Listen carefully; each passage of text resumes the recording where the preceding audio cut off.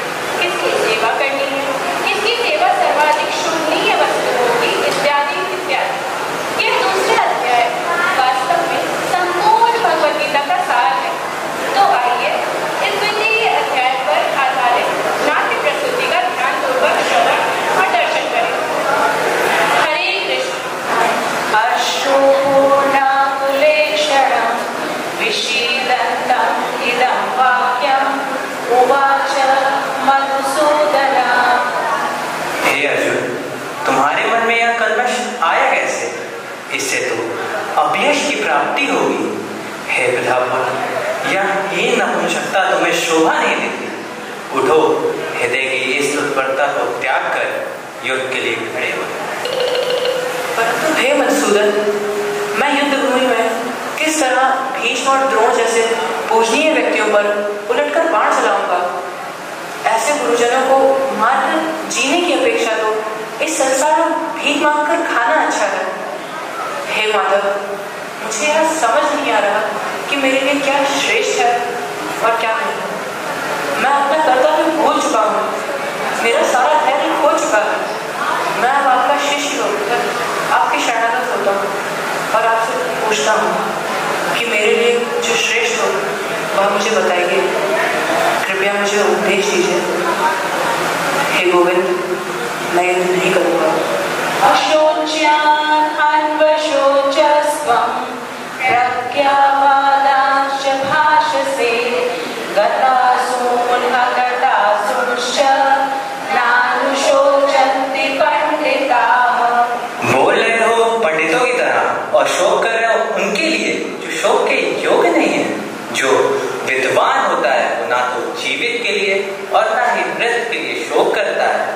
जिस प्रकार शरीरधारी आत्मा वर्तमान शरीर में बाल अवस्था से तरुण अवस्था और फिर वृद्धावस्था में निरंतर अग्रसर होता रहता है, उसी प्रकार मृत्यु हो जाने पर आत्मा दूसरे शरीर में चला जाता है। धीर व्यक्ति ऐसे परिवर्तन में मोह को प्राप्त नहीं होता। बात देहिनो अस्मिन् यथा देहे कौमारं यौवनं जरा तथा देहान्तरः प्राप्ते धीरस्तत्र न मुह्यते। कितना असमंजस, कितना बड़ा संकट है अर्जुन के लिए। इस प्रकार की दुविधाएं सबके जीवन में आती हैं। युद्ध करने के लिए सामने खड़े हैं पितामह भीष्म, जो केवल वयोवृद्ध ही नहीं है परंतु धर्म के तत्व को जानने वाले महाजन भक्त भी हैं। और उन कुछ लोगों में से एक हैं जिन्होंने पांडवों को चहुमुख द्वेषी और मत्सर लोगों से घिरे होने पर वात्सल्य और दुलार दिया। गुरु द्रोण ने जिनकी धनुर्धर विद्या से अर्जुन जितना सक्षम हुआ है, कृपाचार्य हैं जो कि कुल पुरोहित हैं और भाई हैं जो उन्हीं का परिवार है। ऐसे प्रियजनों का केवल लालन वत्सल नहीं करना, उनका वध करना है। कौन नहीं मोहित हो जाएगा ऐसी परिस्थिति में? ऐसे में हमें करना क्या चाहिए? यह भगवत गीता सिखाती है। इसीलिए इसका अध्ययन अपरिहार्य है, क्योंकि इसमें अर्जुन के शरणागत होते ही जगत गुरु श्री कृष्ण ने सदुपदेश द्वारा अर्जुन का मोह दूर किया है। क्या शरीर है, क्या आत्मा है, सुख दुख क्या है, जीवन क्या है, मृत्यु क्या है और क्यों होती है, क्या कर्तव्य है, क्या कर्तव्य है, किस पर अधिकार है, किस पर नहीं, आदि जैसे मौलिक प्रश्नों के उत्तर अर्जुन को लक्ष्य कर भगवान कृष्ण हमें दे रहे हैं। अतः सावधान चित्त से कृपया देखें। हे माधव, मेरी स्थिति देखिए। मुझे ऐसा कोई साधन नहीं दिखता जो मेरी इंद्रियों को सुखाने वाले इस शोक को दूर कर सके। चाहे मुझे कुछ भी प्राप्त हो जाए, देवताओं का आधिपत्य हो या धन धान्य से संपन्न पृथ्वी पर निष्कंटक राज्य हो, मैं इस शोक को दूर नहीं कर सकूंगा। शोक? शोक कैसा बात? ऐसा कभी नहीं हुआ कि मैं ना रहूं या तुम न रहे हो अथवा यह समस्त राजा न रहे, और ना ही कभी ऐसा है कि भविष्य में हम लोग नहीं रहेंगे। जिस प्रकार शरीरधारी आत्मा वर्तमान शरीर में बाल अवस्था से तरुण अवस्था और फिर वृद्धावस्था में निरंतर अग्रसर होता रहता है, उसी प्रकार मृत्यु हो जाने पर आत्मा दूसरे शरीर में चला जाता है। धीर व्यक्ति ऐसे परिवर्तन से मोह को प्राप्त नहीं होता। बात परंतु गोविंद, इस दुख का क्या जो मुझे जला रहा है? हे कुंती पुत्र, सुख और दुख का क्षणिक उदय और उनका अंतर ध्यान सर्दी गर्मी के ऋतु के आने जाने के समान है। हे भारतवंशी, यह तो इंद्रिय बोध से उत्पन्न होते हैं और मनुष्यों को चाहिए वह अविचल भाव से उसे इस प्रकार सुख और दुख में विचलित नहीं होता, संभाव बनाए रहता है, वह निश्चित ही मुक्ति के योग्य है। मुक्ति के योग्य? मैं कुछ समझ नहीं पा रहा गोविंद, कृपया मुझे कुछ सरल कर समझाइए। तो ध्यान से सुनो पार्थ, तत्वदर्शियों ने यह निष्कर्ष निकाला है कि इस भौतिक शरीर का कोई चिरस्थायित्व नहीं है, परंतु आत्मा सदैव अपरिवर्तित है। इस भौतिक शरीर में 6 प्रकार के परिवर्तन अवश्यंभावी हैं, या उत्पन्न होता है, बड़ा होता है, कुछ काल तक रहता है, अपने समान अन्य उत्पाद उत्पन्न करता है, क्षीण होता है और समाप्त हो जाता है। परंतु आत्मा में ऐसे परिवर्तन नहीं होते, वह तो अपरिवर्तित है। शरीर और आत्मा में और क्या भेद है? आत्मा के लिए किसी भी काल में ना तो जन्म है ना ही मृत्यु। वह ना तो कभी जन्मा है, ना जन्म लेता है और न जन्म लेगा।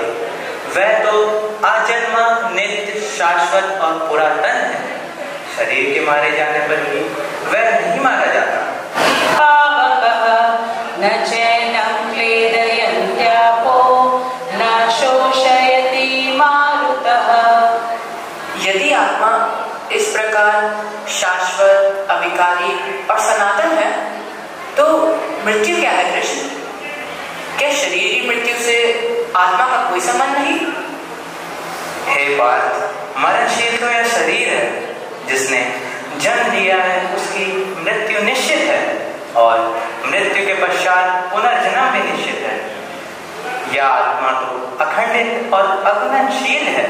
इसे ना तो कभी जलाया जा सकता है, ना ही सुखाया जा सकता है, और ना ही इसे शस्त्र भेज सकते हैं।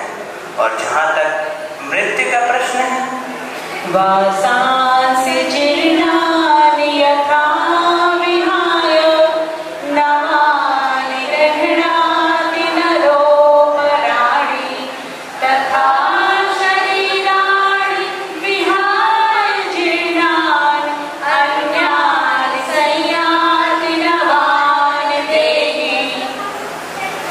जिस प्रकार मनुष्य पुराने वस्त्रों को त्याग कर नए वस्त्र धारण करता है, उसी प्रकार आत्मा पुराने और व्यर्थ के शरीरों को त्याग कर नवीन और भौतिक शरीर को धारण करता है। तो ऐसे में किसी की मृत्यु के शोक का कारण ही कहाँ दिखता है? क्योंकि हे भरतवंशी, शरीर में रहने वाली देही अर्थात आत्मा का तो कभी वध किया ही नहीं जा सकता। परंतु हे गोविंद, किसी की हत्या धर्म तो नहीं हो सकती ना?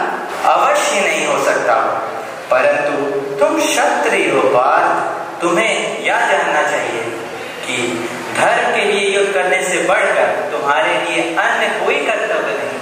यदि तुम युद्ध करने के स्वधर्म को संपन्न नहीं करते, तो निश्चित रूप से अपने कर्तव्य की उपेक्षा करने से तुम्हें पाप लगेगा, और योद्धा के रूप में भी तुम अपना यश खो दो। लोग सदैव तुम्हारे अपयश का वर्णन करेंगे, और सम्मानित व्यक्ति के लिए अपयश तो मृत्यु से बढ़कर होती। तुम्हारे रण छोड़ने को दया नहीं माना जाएगा, अपितु वह भय कहा जाएगा। शत्रु तुम्हारा उपहास करेंगे पार्थ। हे कुंती पुत्र, यदि तुम युद्ध में मारे जाओगे तो स्वर्ग प्राप्त करोगे, और जीत जाओगे तो पृथ्वी के साम्राज्य का भोग करोगे। अतः दृढ़ संकल्प करके खड़े हो जाओ और युद्ध करो। तुम सुख, दुख, हानि, लाभ, विजय, पराजय का विचार किए बिना युद्ध के लिए युद्ध करो। ऐसा करने पर तुम्हें कोई पाप नहीं लगेगा। सुख दुखे समे कृत्वा लाभालाभो जया जयो ततो युद्धाय युज्यस्व नैवं पापम् अवाप्स्यसि। इस प्रकार शरीर और आत्मा से संबंधित समस्त प्रकार के संदेहों को श्री कृष्ण ने अर्जुन के समक्ष स्पष्ट कर दिया। अब अर्जुन के मन में यह प्रश्न आ रहा है कि यदि कर्म के बंधन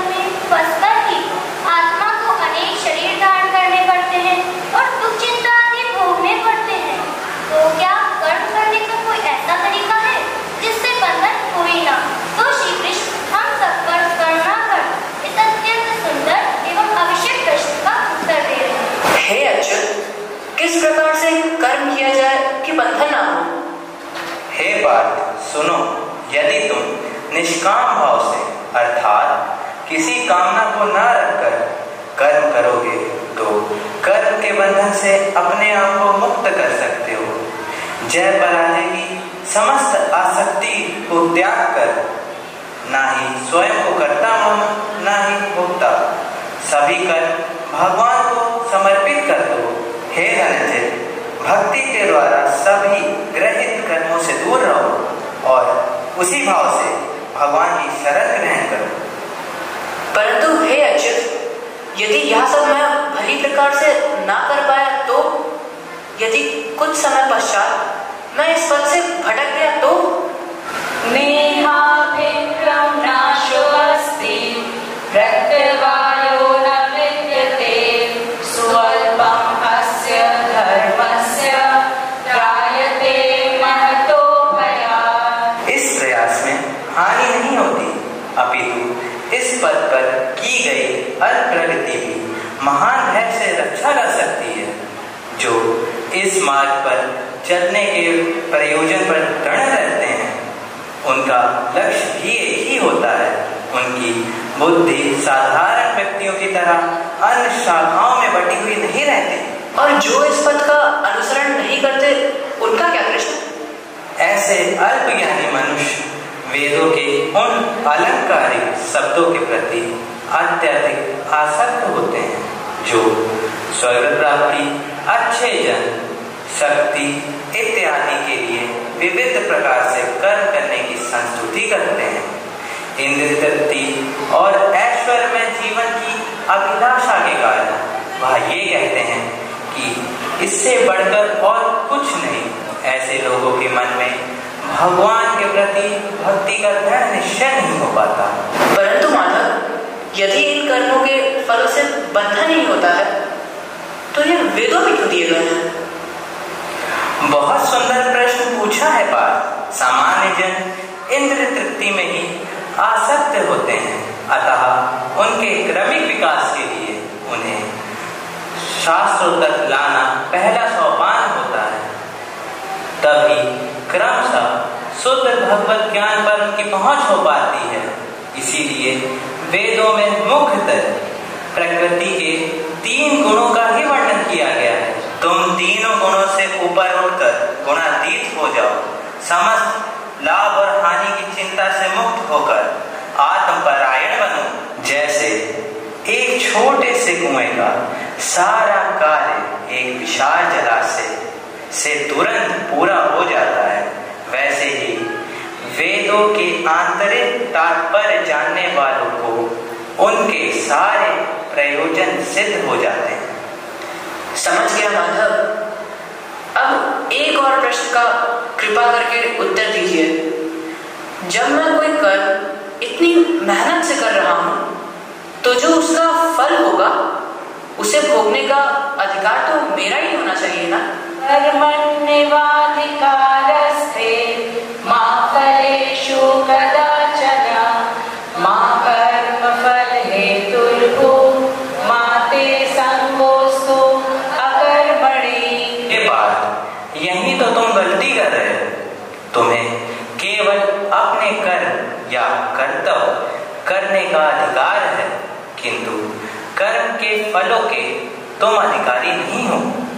तुम ना तो कभी अपने आप को कर्म के फलों का कारण मानो, ना ही कर्म ना करने में कभी आसक्त रहो। यदि फल पर व्यक्ति का अधिकार होता तो प्रत्येक कर्म करने वाला फल प्राप्त कर लेता, पर ऐसा देखा नहीं जाता।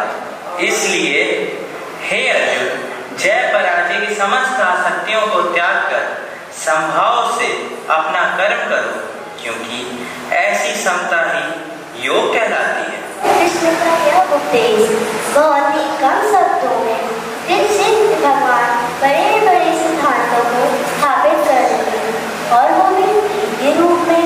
श्री रूप गोस्वामी काल में भक्ति रसामृत सिंधु नामक ग्रंथ में कृष्ण के 64 गुणों का अत्यंत सुंदर और विशेष वर्णन किया। उनमें से 9वां और 10वां गुण मधुभाषी और हाथ